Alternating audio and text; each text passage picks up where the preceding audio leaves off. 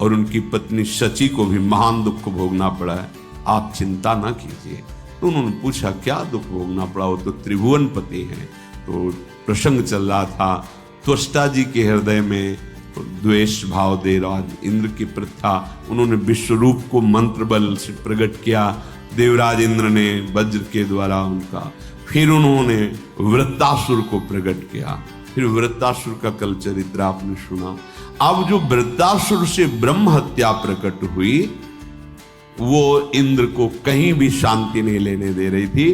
तो जल को एकांत देश में जाकर जल को स्तंभित करके कमल नाल में सूक्ष्म रूप से प्रवेश होकर के वहां रह रहे थे। अब देवराज इंद्र पद खाली था, तो समस्त ऋषि देवताओं ने देखा त्रिभुवन में अराजकता फैल रही। तो लोकपाल देवता ब्रह्म ऋषि सब विचार करने लगे कि त्रिभुवन पति पद पर किसका अभिषेक होना चाहिए। इस समय त्रिभुवन में कौन है जिसे त्रिभुवन पति पद दिया जाए। तो देखा गया तपस्या में, यज्ञों में, दान पुण्य में, धर्म में बहुत बढ़े हुए महाराज नहुष जी हैं। उनके पास देवता ऋषि सब गए, प्रार्थना की। तो नहुष ने कहा कि मैं आपके सामने बहुत दुर्बल हूं, मेरे में इतनी सामर्थ्य नहीं कि मैं आप देवता और ब्रह्म ऋषियों का शासन कर सकूं। राजा वही होता है जो सबसे बलवान होता है, मैं तो निर्बल हूं आपके सामने।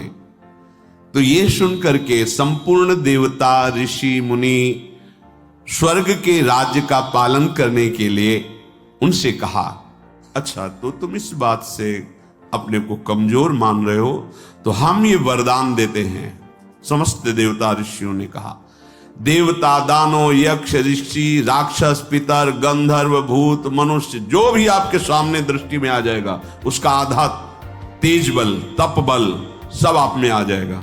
अब आपको कोई परेशानी, आप स्वर्ग में ब्रह्म ऋषियों के द्वारा आदर पाकर के त्रिभुवनपति आसन पर बैठे। धर्म को आगे रख करके राजा नहुष को अभिषिक्त किया गया, अभिषेक किया गया वेद मंत्रों द्वारा, और परम दुर्लभ देवराज इंद्र के पद पर उनको बिठाया गया।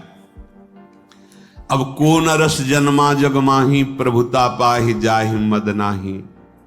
कौन ऐसा है जो संसार में बड़ा पद मिल जाए और अभिमान ना आ जाए। यही रोग इनको भी लग गया, त्रिभुवनपति पद।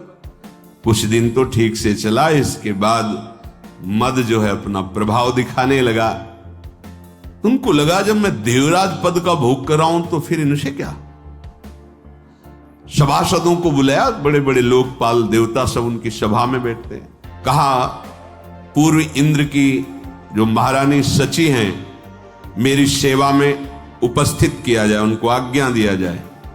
मेरी आज्ञा है मेरी सेवा में उपस्थित हो, क्योंकि जब देवराज पद का अधिकार मुझे प्राप्त है तो उनका भी